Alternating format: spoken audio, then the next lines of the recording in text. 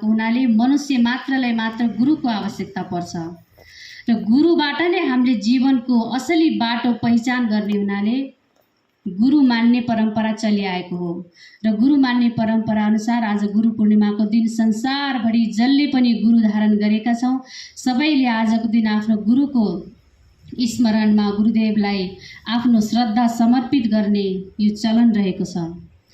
हामी त मनुष्य भयौं, हेर्नुस् भगवानहरूले पनि गुरु वरण गर्नुभएको थियो, गुरु थाप्नु भएको थियो। साधारण मनुष्य मात्र होइन, राम कृष्ण जस्ता भगवान हामी मान्छौं जसलाई उहाँहरूको जीवनमा पनि आफ्नो आफ्नो गुरु हुनुहुन्थ्यो। भगवान श्री रामको वशिष्ठ र विश्वामित्र जस्ता गुरु हुनुहुन्थ्यो जसले सम्पूर्ण राजनीति, कला, ज्ञान, विज्ञान, शास्त्र र जीवनको अनन्त ज्ञान उहाँहरूले सिकाउनु भयो र सिक्नु भयो। श्री कृष्ण भगवानको पनि गुरु हुनुहुन्थ्यो, सन्दी पनि र अर्को एकजना पनि गुरु हुनुहुन्थ्यो। उहाँको दुईजना गुरु हुनुहुन्थ्यो भगवान श्री कृष्णको, घोर अंगिरस र सन्दीपनी नामको दुईजना गुरु हुनुहुन्थ्यो भने हाम्रो देशमा काठमाडौँमा स्थित श्री भगवान पशुपतिनाथको पनि गुरु हुनुहुन्थ्यो, शिव भगवानको पनि गुरु हुनुहुन्थ्यो दक्षिणामूर्ति, जुन आजको दिनमा दक्षिणामूर्तिको पूजा नगरिकन भगवान पशुपतिनाथको पनि पूजा गरिदैन भने भगवानहरूले पनि आफ्नो आफ्नो जीवनमा गुरु वरण गर्नु भएको रहेछ भने हामी साधारण मनुष्यको जीवनमा गुरु भएन भने हामी कति अन्धकारमा हुँदा रहेछौं, अज्ञानमा हुँदा रहेछौं। त्यो अन्धकार चिर्नको लागि पशु पंक्षी जस्तै बिहानदेखि बेलुकासम्म कमाउने, मेहनत गर्ने, पढाइ लेखाइ कति गर्यौं, कोही इन्जिनियर बन्यो, कोही डाक्टर बन्यो, कोही पाइलट बन्यो, कोही टिचर बन्यो, कोही प्रोफेसर बन्यो, कोही मजदुर बन्यो, कोही पसले बन्यो, अनेक थरी बन्यौं कमाउनको लागि। कमाइकन गर्यौं के त भन्दा खायौं, घर बनायौं, बिहेबारी गर्यौं, बाल बच्चा पैदा गर्यौं अनि त्यसपछि लास्टमा मर्यौं गयौं। त्यो भन्दा अगाडि हाम्रो जीवन अगाडि बढ्न सकेन भने पशु पंक्षी प्राणी र मानवमा केही फरक नहुने रहेछ। त्यसैले यो गुरुको सिलसिला, गुरु परम्परा किन चलेको त भन्दा त्यति मात्रै जीवन होइन, त्यो भन्दा पनि भिन्दै जीवन छ जुन मनुष्य मात्रैले गर्न सक्छ। पशु पंक्षीले गर्न नसक्ने काम भनेको परमार्थको काम हो। यो जीवनमा मात्रै हामीले अर्थ कमाउने काम गर्यौं, धन कमाउने काम गर्यौं, पद कमाउने काम गर्यौं, तर परमार्थ कमाउन सिकाउने भनेको हाम्रो गुरुजन हुनुहुन्छ। यदि गुरुको मार्गदर्शन बिना त्यो काम भयो भने हामी फेरि बेग्लै हुन्छौं, बिरलै मात्रामा। जस्तो गुरुदेव कबीर हुनुभयो, नानक हुनुभयो, भगवान बुद्ध हुनुभयो, जो संसारको एउटा बिरला पुरुष हुनुहुन्थ्यो, अद्वितीय पुरुष हुनुहुन्थ्यो जसले गुरु बिना पनि आफ्नो जीवनको ज्योति खुद जगाउन सक्नुभयो। तर हामीमा भने त्यो क्षमता छैन। हामीले खाना आउँदैन, बोल्न आउँदैन, हिँड्न आउँदैन, चल्न आउँदैन, यति लापरवाहीसँग जीवन चलाएका हुन्छौं, जीवन के हो थाहा नै हुँदैन। तर गुरुको महत्व तबै मात्र थाहा हुन्छ जसले गुरु वरण गरेको हुन्छ। त्यसैले भनेको छ नि, गुरु करो जान के, पानी पियो छान के। गुरु पनि जानेर गर्नु। जस्तो पानीलाई छानेर पिउँदा फोहोर भए पनि, धुलो परेको भए पनि छान्दाखेरि सफा पानी पिउन सकिन्छ, त्यस्तै गुरु पनि असली राम्रो र पारख दृष्टि भएको गुरु मिल्नु भयो भनेदेखि हाम्रो जीवनको बेडा सहजै पार हुन्छ। त्यसैले सद्गुरु कबीर साहेबजी भन्नुहुन्छ, एक शब्द गुरुदेव का ताका अनंत विचार, थाके मुनिजन पंडिता वेद न पावै पार। गुरुदेवको एक शब्दले मात्रै पनि हाम्रो जीवनमा ठुलो परिवर्तन आउँछ। एउटा चरा सुगा थियो, पिंजडामा थुनेर राखेको थियो पसलेले।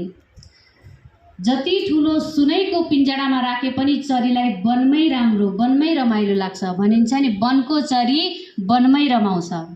त्यस्तै वनको चरी जुन चरा होस्, सुगा छोडेर कुनै पनि चरालाई, कुनै पनि जीवजन्तुलाई खुल्ला आकाशमा, खुल्ला वनमा, जंगलमा एकदम स्वतन्त्र भएर घुम्न मन परेको हुन्छ।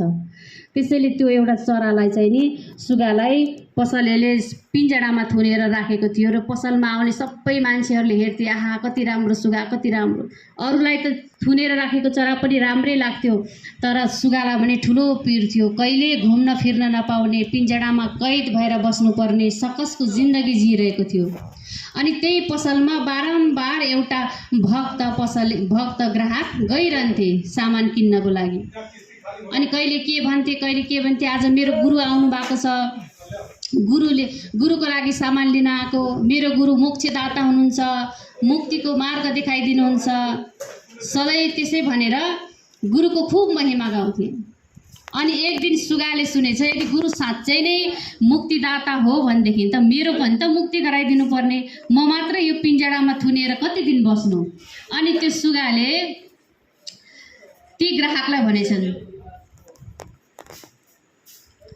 यदि तिम्रो गुरु साँच्चै नै मुक्तिदाता हो भनेदेखि मेरो पनि मुक्तिको मार्ग बताइदेऊ न, सोधेर आऊ न मेरो मुक्तिको मार्ग, म यो पिंजडाबाट कसरी मुक्ति हुने, मलाई पनि यो पिंजडाबाट छुट्न मन छ, साह्रै बन्धन छ, साह्रै दुःख छ यो संसारमा, यो पिंजडाभित्र मलाई मेरो पनि मुक्तिको बाटो के हो सोधेर आइदेऊ न भनेर त्यो ग्राहकलाई पठाएपछि ती भक्त आफ्नो घरमा गएछन्।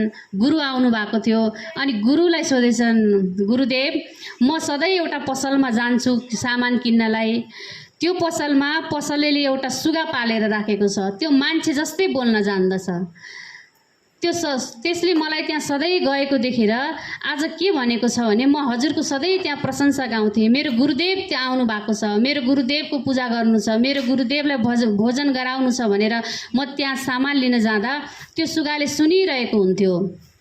अनि आज त्यसले मलाई के भनेर पठाएको छ भने म पनि मुक्त हुन पाए हुन्थ्यो, यो यस्तो पिंजडामा थुनेर सधैँभरि बस्दा बस्दा म निसासिसकेँ, मेरो जीवन यस्तो परतन्त्रतामा गुज्रिसक्यो, म केही दिन भए पनि त्यो जङ्गलको आनन्द लिन पाए हुन्थ्यो, खुल्ला घुमेर सैर गर्न पाए हुन्थ्यो भनेर भनेको छ। त्यसको मुक्तिको केही उपाय छ र गुरुदेव भन्दा गुरुदेव त एकदम काँपेर हात खुट्टा थरथर थरथर गरेर सिधै भैमा पछारेर फटफट फटफट गरेर सासै रोकियो। गुरुदेवको त यस्तो एकछिन हेर्दा त शरीर पुरा भयो, सिद्धिनु भयो। ओहो आत्तिए त्यो भक्त त, ओहो मेरो गुरुदेवलाई के भयो लौन नि, गुरु यो सुगाको कुरा सुनाउने बित्तिकै मेरो गुरुदेवको त प्राण नै परे जस्तो छ भनेर आत्तिएर रुन कराउन बिलाप गर्न थाल्यो। अनि यसो एकछिन पछि 5-7 मिनट पछि बिस्तारै फेरि पानी सानी छम्के वरि गर्दाखेरि अनि गुरुको होस आयो बिस्तारै। अनि लौ न गुरुदेव के भयो, हजुरलाई के भएको थियो, यो सुगाको कुरा मैले सुनाउँदाखेरि हजुरलाई के यस्तो आपत पर्यो, के मनमा दुःख लाग्यो कि अथवा के भयो यसरी एक्कासी बेहोस हुनुभयो, हामी त कति अत्तालियो गुरुदेव भन्दा गुरुदेवले केही पनि जवाफ दिनु भएन, शुभ लागिरहनु भयो। त्यसपछि उसले आफ्नो भोजन गराए, आफ्नो सत्संग सुने, त्यो दिन त्यसै बितेर गए, गुरुदेवले त्यस बारेमा केही भन्नु भएन। त्यस्तै गरी अर्को समय त्यही भक्त त्यो पसलमा फेरि पनि सामान त किन्न गइरहनु पर्यो पसलमा।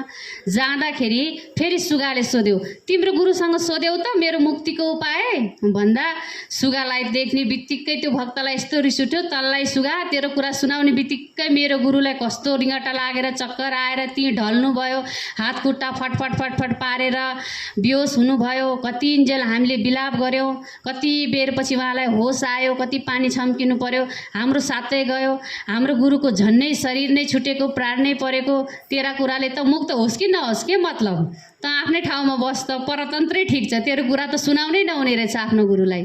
त्यसो भनेर ग्राहक आफ्नो कामतिर लागे। सुगाले त चट्टै बुझिहाल्यो ए भनेर सुगा तुरुन्तै आफ्नो पखेटा फटफट फटफट फटफटाउन थालेर तिनै बेहोस हुन थाल्यो। फटफट गरेर देखेर उसको मालिकले पनि उसलाई हेरेर ओहो सुगालाई के भयो, किन पखेटा फटफटाएको, हेर्दा हेर्दै सुगा त सासै फेर्न छोड्यो।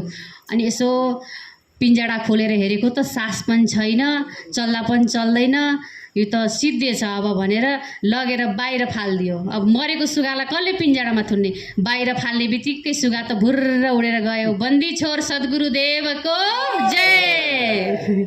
बन्दी छोर एउटा सानो सुगाको एउटा उपमा हो सद्गुरुजनहरूले दिनुभएको। सुगा जस्तो प्राणीले त गुरुदेवको इशारालाई सम्झिन सक्छ भने हामी जस्तो मानव बहुबुद्धिमान विवेकशील प्राणी हामीले एउटा गुरुदेवको अनन्त इशारालाई बुझ्न सकेनौँ भने मानव हुनुको केही अर्थ रहेन।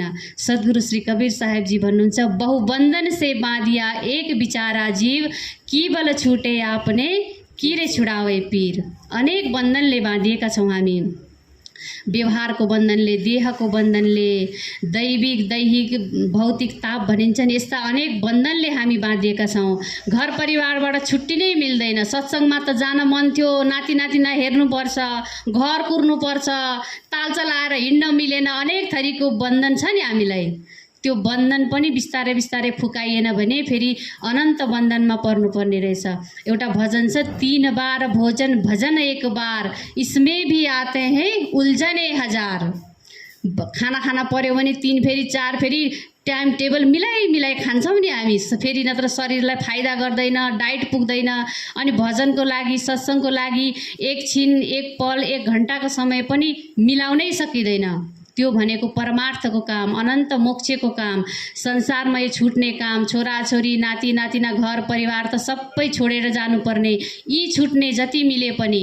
तर जुन परमार्थको काम हो, मोक्षको काम हो, त्यसको लागि हामी थोरै समय पनि यदि मिलाउन सक्दैनौँ भने हामी भन्दा अभागी यो दुनियाँमा फेरि कोही पनि छैन। यति राम्रो हात छ परमात्माले दिनुभएको, भगवानले दिनुभएको, यसबाट सेवा गर्न सकिएन, दान गर्न सकिएन, यति राम्रो मुख छ भजन गाउन सकिएन, कसैको लागि प्रशंसा गाउन सकिएन, कान छन् यति राम्रो यसले भजन सुन्न सकिएन, प्रशंसा सुन्न सकिएन भने के काम यी कानहरूको। हामी बाटोमा बसेर हेरौँ, कतिजना अपाङ्गता भएका व्यक्तिहरू हुनुहुन्छ जोसँग हात खुट्टा छैन, आँखा छैन, बोल्न सक्दैनन्, लाचार छन्, अर्काको भरले, अर्काले दिएको खानेकुरा र पैसा पनि लिन सक्दैनन्, खान सक्दैनन्, कति लाचार। त्यसलाई हेर्दा हामी हेर्नुहोस्, ती पनि मानव, हामी पनि मानव। अनि मानव भएर मानवको यदि 5 मिनट हिंदी में भी सुनाइए। उता मुनिबाट सोफा मुनिबाट छ। सब्जी त्यसैले यो मानव जीवनको सार्थकता गुरुको शरणमा आएपछि हुने रहेछ। त्यसैले यो गुरु पूर्णिमाको अवसरमा, गुरु पूर्णिमा हामी मनाउँदा रहेछौँ। गुरुको स्तुति, गुरुको महान गुण, गुरु गोविन्द दोऊ खडे काके लागू पाए, बलिहारी गुरु आपने गोविन्द दियो बताए। गुरु र गोविन्द एकै ठाउँमा उभिनु हुँदा, गोविन्द भनेको को? कृष्ण भगवान। कृष्ण भगवानलाई, विष्णु भगवानलाई हामी गोविन्द मान्छौँ नि। गोविन्द र गुरु एकै ठाउँमा उभिनु भयो र हामीलाई कसको नमस्कार गर्ने, कसको चरण पहिला छुने भनेर दुविधा पर्यो भने गुरुले देखाइदिनुहुन्छ। हेर, गुरु नै हो नि गोविन्दलाई जनाउने, उहाँ भगवान हो, भगवानको पाउ पर, भगवानको स्तुति गर भनेर देखाइदिने, सिकाउने पनि गुरु नै हो। हामीले जन्मेदेखि नमरेसम्म अनन्त किसिमका गुरुहरू हाम्रो जीवनबाट गुज्रेका हुन्छन्। एउटै गुरुबाट हाम्रो जीवन चलेको हुँदैन। दत्तात्रेयका 24 गुरु, त्यस्तै हाम्रो जीवनमा त अनेकौं गुरु हुन्छ, हामीले गौर गर्न सकेका छैनौँ। उहाँले भन्नु, काग पनि गुरु रे, कुकुर पनि गुरु रे, ब्राह्मणको एउटा कन्या पनि गुरु रे, के गुरु। किनभने कागले एक्लै खाँदैन रे, केही चिज देख्यो भने सबै झुण्डका झुण्ड कागलाई बोलाएर मात्रै खान्छ रे। मानवले पनि एउटा गुण कागबाट लिनु रे। किनभनेदेखि एक्लै नखानु, बाँडेर खानु। एक्लै खाने त मान्छे हो, कमाएको छ एक्लै खाए, तर बाँडेर खायो भने त्यसको भगवानको अवतार मानिन्छ। त्यसैले अनि कुकुर पनि गुरु रे। कुकुर पनि जसको नुन खायो नि त्यसकै चाहिँ वफादारी गरेर, त्यसको लागि जीवनलाई दाउमा राखेर पनि उसले भुकेर चोर चण्डाललाई हेरेर रक्षा गर्ने काम गर्छ। त्यस्तै हिंदी में थोड़ा सा बोलिए ना। हिंदी में बोले दिक्कत हो रही है। तो आज गुरु पूर्णिमा का अवसर है। गुरु पूर्णिमा मनाने के लिए आप लोग दूर दराज से आए। टाइम ज़्यादा हो गया साहब जी, पता नहीं डांट पड़ेगी तो माफ़ कीजिएगा। गुरु पूर्णिमा का अवसर है तो गुरु के क्यों महिमा गाई जाती है कि हम मानव जातियों के लिए, संपूर्ण जीव जंतु के अलावा मानव ही एक ऐसा विवेकशील और सर्वश्रेष्ठ विवेकशील प्राणी है, बुद्धिमान प्राणी है, जिसके लिए गुरु की आवश्यकता होती है, जो जीवन को आगे बढ़ाने के लिए, सही दिशा में आगे बढ़ाने के लिए। गुरुदेव हमको क्यों नहीं कहते कि चोरी मत करो, लोभ मत करो, छल कपट मत करो, घूसखोरी मत करो? क्यों कहते हैं? चोरी करोगे तो दंड भुगतना पड़ेगा, लोभ करोगे तो संस्कार बिगड़ेगा। किसके लिए? हमारे लिए। गुरु को क्या मिलेगा आखिर ये सब कर करें?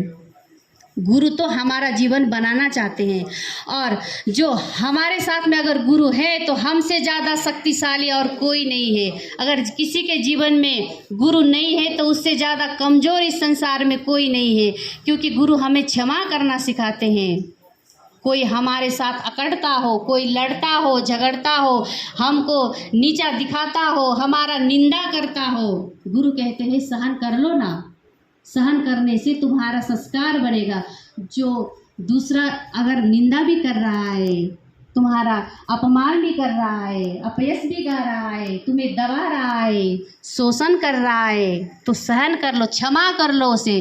क्योंकि सद्गुरुदेव कहते हैं क्षमा बड़न को चाहिए, छोटन को उत्पात, क्या विष्णु को घट गयो जो भृगुमारी लात। अगर भगवान विष्णु के छाती में अपना लात भी मारते हैं तो भगवान विष्णु को क्या फर्क पड़ता है। छोटे लोग, अनजान लोग, बीमार लोग, जो दूसरों को सताते हैं, जो दूसरों को तड़पाते हैं, वो अनजान है, अज्ञानी है, उन पर क्षमा करो।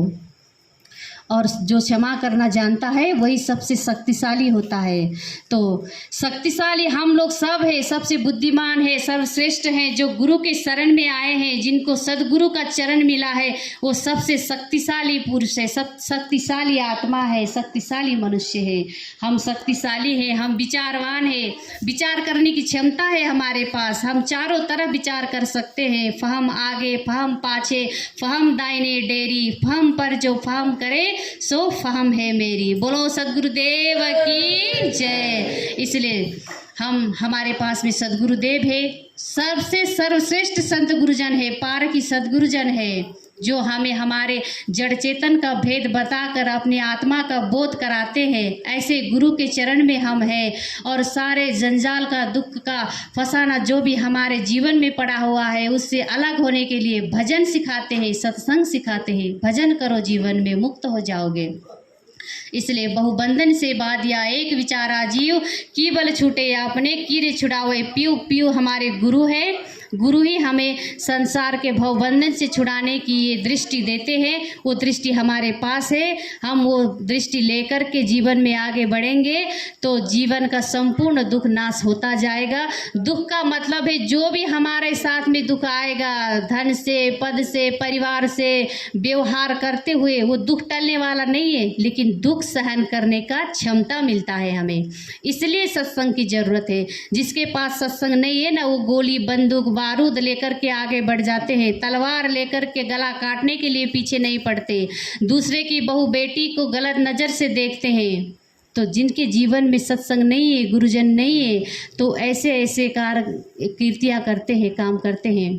तो जिनके जीवन में गुरु है तो क्या वो ऐसा कर सकते हैं? कभी नहीं। इसलिए हमारे जीवन में गुरु है, हम सबसे भाग्यशाली और शक्तिशाली आत्मा है, शक्तिशाली इंसान है, हम जीवन के सौभाग्यशाली इंसान हैं। इसलिए संत गुरुजनों के चरण में आए हैं, हम ये जीवन का लाभ उठाते रहे। ऐसे ही नित्य प्रति सत्संग करते करते रहने से जीवन का बेड़ा पार हो जाएगा, मोक्ष मार्ग को हम प्राप्त कर सकते हैं। इन्हीं शब्दों के साथ मैं विराम लेती हूँ। बोलिए श्री सद्गुरुदेव की जय। संत समाज की, भक्त साज की आनंद